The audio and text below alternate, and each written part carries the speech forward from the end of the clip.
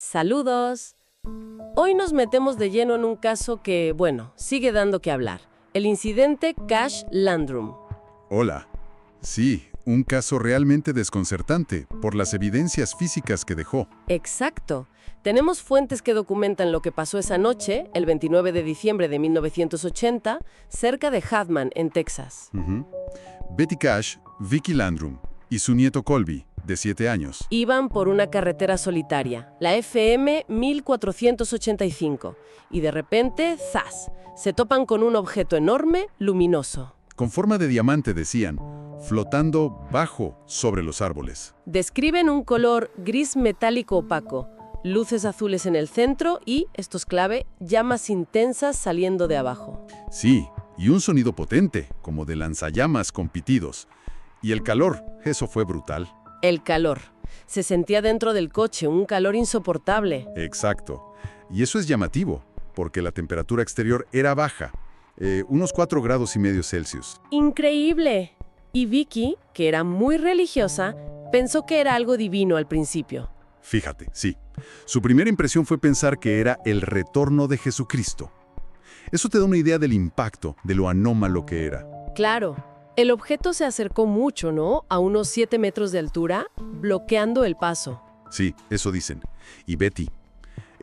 Betty salió del coche. Salió. Estuvo fuera unos 10 minutos más o menos. 10 minutos expuesta a ese calor y esa luz que, según dijo, la cegaba. El calor era tal que para volver a entrar, tuvo que usar el abrigo para no quemarse con la manija de la puerta. Y dejó las huellas marcadas en el tablero. El plástico se estaba ablandando por el calor dentro del coche. ¡Qué barbaridad!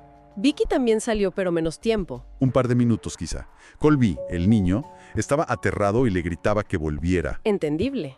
Y luego, cuando el objeto se va, ¿qué pasa? Ahí es donde entran los helicópteros. Ahí mismo. Según ellas y otros testigos que aparecieron después, vieron unos 23 helicópteros. ¿23? Sí. Y los identificaron como CH-747 Chinook, que son modelos militares, grandes, de doble rotor. ¿Y qué hacían? Parecía que estaban rodeando o siguiendo al objeto, como si lo escoltaran o lo persiguieran, antes de que todo desapareciera. Helicópteros militares, eso complica mucho la historia. Pero volvamos a las consecuencias físicas, que fueron inmediatas. Inmediatas y severas. Esa misma noche, Betty empezó con vómitos, la piel roja, ampollas enormes. Sobre todo en las zonas más expuestas, cara, cuello. Exacto. Cara, cuello, cuero cabelludo. Los médicos, incluso sin saberlo del ovni al principio, hablaron de síntomas compatibles con radiación aguda. Perdió mucho pelo, ¿no? Casi la mitad. Y le quedaron cicatrices permanentes, erupciones. Fue muy duro. ¿Y Vicky y Colby? Aunque estuvieron menos tiempo. También sufrieron. Problemas en la piel, en los ojos. La vista de Vicky quedó dañada para siempre. Perdió mucho peso. Mencionaste algo de las uñas de Vicky. Sí, es un detalle muy específico.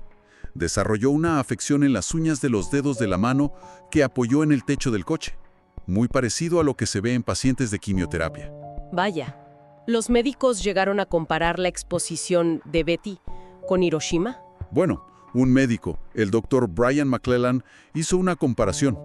Dijo que era como estar a 5 u 8 kilómetros del epicentro. Estimó una dosis de 2/3 de Gray, lo cual es una dosis seria de radiación. Y otros expertos hablaron de radiación ionizante, quizás combinada con infrarroja o ultravioleta por el calor. Eso mencionó un radiólogo de MUFON, sí, el tipo de radiación que daña las células. Entonces la evidencia física parece bastante clara. Pero, ¿y la investigación oficial? ¿Se encontró algo en el lugar? John Schuessler, uno de los investigadores civiles, encontró pavimento como derretido o dañado por calor en el sitio. Ajá, eso cuadra con el calor. Sí, pero no se detectó radiactividad residual, aunque bueno, eso no descarta todos los tipos de radiación. ¿Y la Fuerza Aérea? ¿Qué dijo de los helicópteros? Aquí viene la gran contradicción.